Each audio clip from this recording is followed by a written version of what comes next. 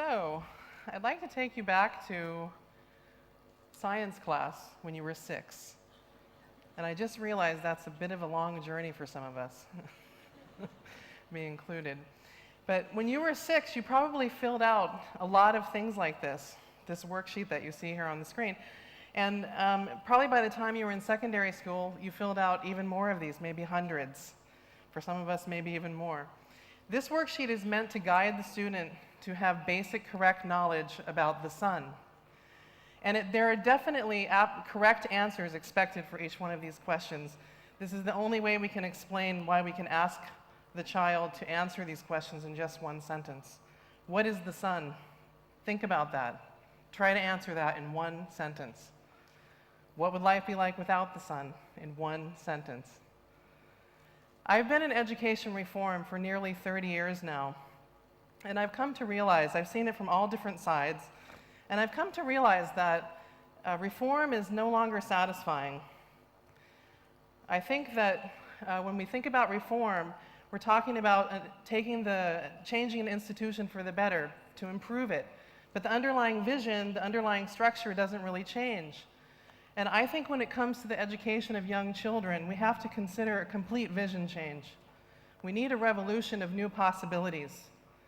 And I think central to this new revolution of new ideas for young children's education is the idea that education is not where we prepare students for life. Education is life. School is life. School is life. Our learning makes us who we are. And it's not just what we learn, but it's also how we learn that makes us who we are. Life is all about learning. Education is life, life is education. We're used to pursuing our own questions and trying to figure out how the world works on a daily basis. And science tells us that young children can do this beautifully, very competently from the time they're born, maybe even before they're born. But for some reason, this idea is forgotten about when it comes to organizing classrooms and schools. What if we can imagine it differently? What if we can have a different life for children in school? Imagine taking a group of 3-year-olds to the National Museum. Our teachers did just that. Not just one visit, but a series of visits. The first visit was your pretty typical field trip where they just went in, roamed around, saw whatever they wanted. And they went back to the classroom, and the kids found photographs of things that they had seen inside the museum, and they used tracing paper. They wanted to trace the objects, and along the way they became very interested in actually sketching objects all around them.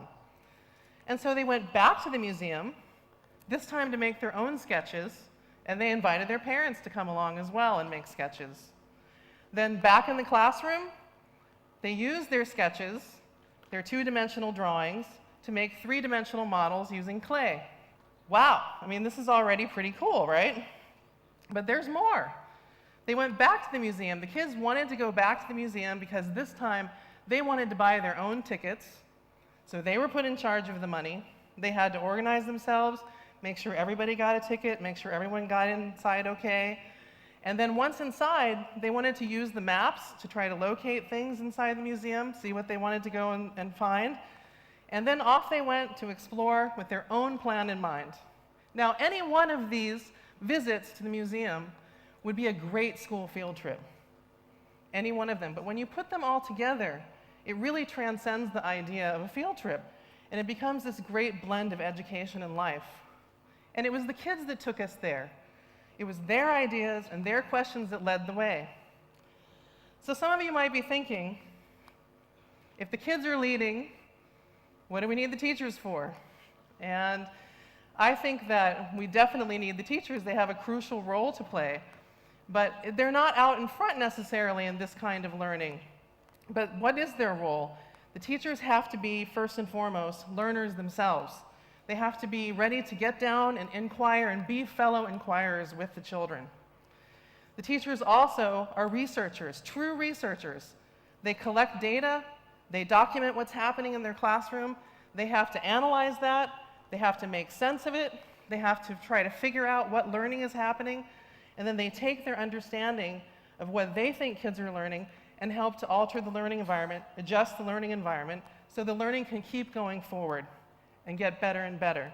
And sometimes this is as simple as just putting something interesting in the classroom and stepping back and observing and listening to see what happens. So our little museum goers are now 4. So this is the following year, the same kids. The teachers noticed that the kids were very interested in comparing each other's heights. And so one day they decided to place this yellow foam meter stick. They taped it up on the wall somewhere inside the classroom. And our classrooms are kind of in funny shape, so they kind of put it out of the way. And it didn't take long for the kids to notice it at all. And once they noticed it, they started exploring with it. They started measuring with it. They started standing up against it, comparing their heights, the numbers. And so after a while, the teachers posed a question to the kids. They said, well, if we want to measure other things, what if we want to go and measure other things not standing up against the wall, and we can't take this foam meter stick off the wall, what can we do? And the kids suggested right away, several of the kids suggested, well, we can get long things. And so the teacher said, great, go find things that we can use to measure. So the kids came back with markers and paper clips, and they even found a measuring tape, pencils, think of anything you can think of you might find that would be long, and they brought it. And then the task became, go out and measure what you want to measure, but you have to keep track of what you're measuring. And so the kids had a great time doing this. This class really loves to measure. And so this is a couple of girls measuring a signpost that's very near their classroom. And you notice they're using a measuring tape. And they say the measuring tape, we're looking at the number to know what the measure is. So they know that the number tells you something about the measure that you're looking for.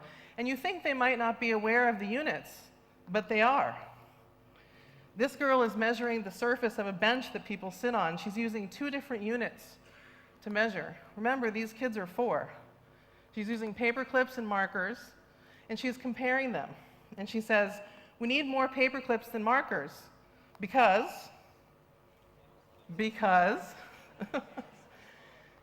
paper clips are smaller than markers.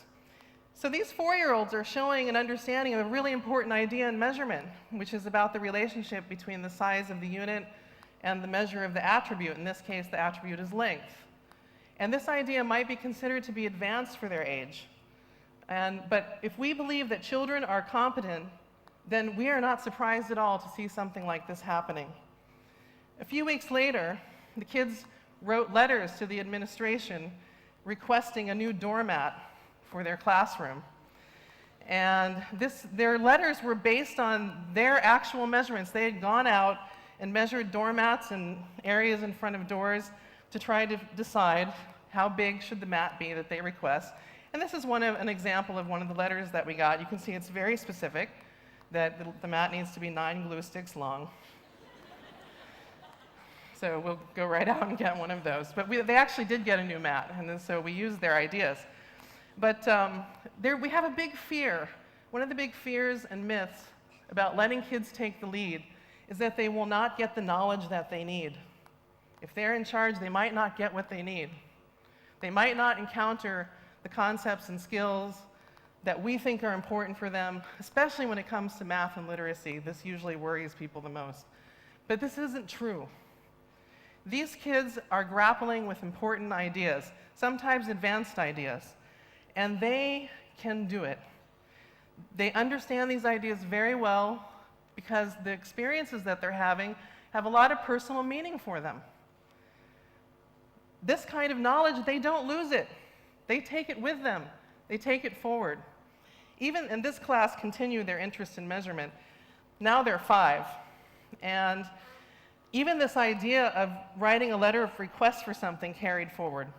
So here you have a letter, Dear Grandpa, please help me with Lizzo. Grandpa's a carpenter, but who is Lizzo? Well, Lizzo is a lizard. And one of the kids brought Lizzo to class one day, caught the lizard near his house, and the kids decided they wanted to adopt Lizzo. So they proposed names, they voted, they decided to call him Lizzo. And then this spurred a huge investigation into lizards, what they need to survive, and so on. And Lizzo himself was part of that investigation. If you look carefully up just above the rim of the magnifier, you can see his little head popping up. And the kids know, one of the things they noticed was that you could see his heartbeat. And so they all really wanted to look at that. So they used the magnifiers to do that. They did a lot of research. They went out and they actually searched for food for Lizzo. They tried to listen for their own heartbeats. They did all these wonderful things. But eventually the question came up, where is Lizzo going to live? And the teachers asked, well, what kind of cage do we need for Lizzo? And the kids said, no, we cannot have a cage. It has to be a house. Lizzo needs a house. So, okay, so we have to design a house. So they made concept drawings for what they thought Lizzo's house might look like. Here are a couple of them. You can see one child definitely thinks Lizzo needs lots of sunlight, which is true, and he needs a bed. And in the other house, we've got windows, but we've also got artificial light inside as well, and plants, of course. But one of the kids in the class, his father is an architect, and so he knew you need a blueprint if you want to build a house. And so he wanted to make a blueprint. So their group actually decided to do this. And so they set about to have a big conversation about making a blueprint. The teacher sat with them, and her role was not to lead the discussion, but to listen and to take notes. And she wrote down all that they said. And if you can see the notes, I'm not sure how well you can. Basically, they're talking a lot about the different details that you would need to include, including the usual things, doors and windows, but they had a big argument about whether Lizzo should have towers in his house. And they decided yes. And so since we have a tower, then we need to have stairs. And one girl said, well, maybe he needs an elevator like we have in our building. And then, we also had to make a kitchen for him to eat. And they mentioned that they saw on the computer that he eats leaves, so maybe we should make plates out of leaves. And then there was a debate about whether he even has teeth because he's so small. Maybe he's a baby and he doesn't yet have his teeth. So this was a lovely, lovely discussion.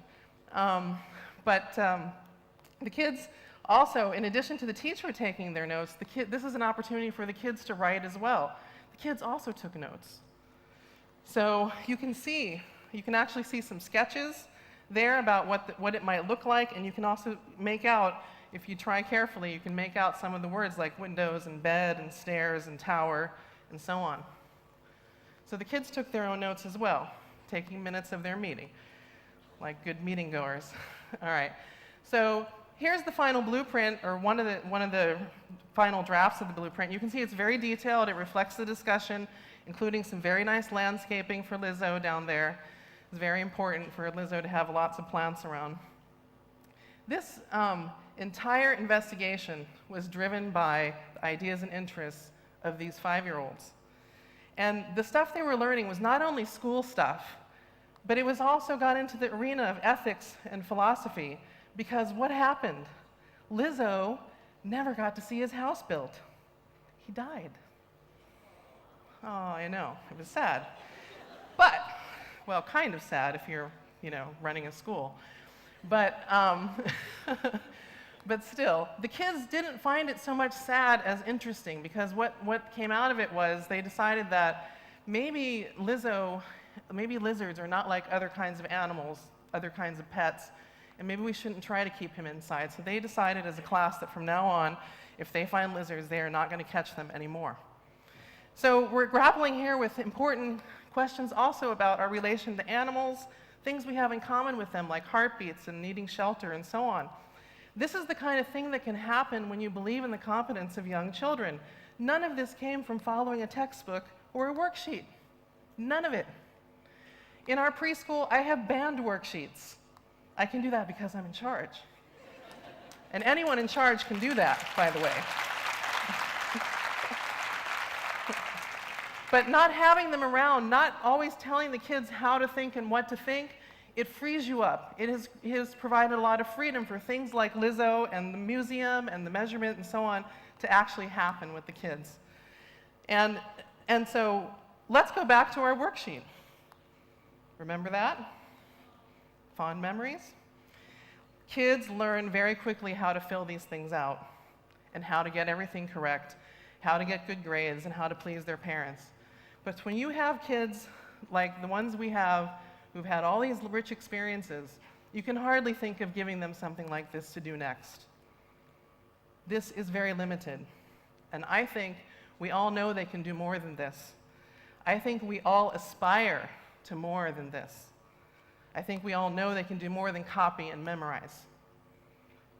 They can do so much more. What if instead we asked them to do their own research? What if we asked them to do their own research on the sun and write an essay about it? It might look something like this. This is a beautiful piece of writing from a 6-year-old. She has done her own research. She starts right at the top by telling us her sources for her information. She searched the internet, she asked her mother, she asked her teachers, she looked in books. She knows and understands that knowledge can come from many different sources. She has then gone on to talk about what's important for her in her research, and she even brings up some very interesting ideas, especially towards the end. She says that when animals and people die, they go into the ground, and they help the ground make fossil fuels. And this is an interesting idea coming from a 6-year-old. She can do her own research. The idea that kids have to do lots and lots of this in order to get the knowledge they need, it just isn't true. And the idea that everything has to be structured step by step for kids, it's not true. It's not true at home, it's not true in life, and it's not true in school either. I've given you just a little teaser of what kids are capable of if we really believe in their competence and if we really value their ideas and their questions as much as our own. Amazing, exciting things can happen when you do that, even revolutionary things. It's a revolution of the possible. Education is life, and life is education. Thank you.